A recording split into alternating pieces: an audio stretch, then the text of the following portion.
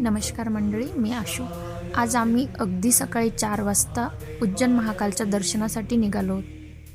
हॉटेलमध्ये थोडं सामान ठेवलं आणि लगेच मंदिराकडे निघालो। मंदिराच्या वाटेवर एक आजी भेटल्या। त्यांनी माझ्या कपाळावर महाकालचा गंध लावला। तो क्षण खूपच भक्तिमय आणि भावनिक वाटला।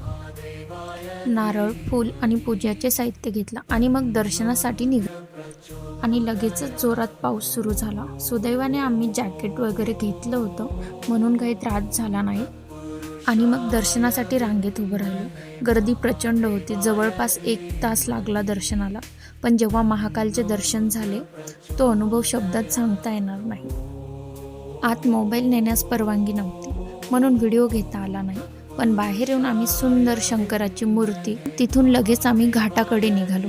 सभोवतालीचे सौंदर्य पाहिलं आणि फोटोही काढले।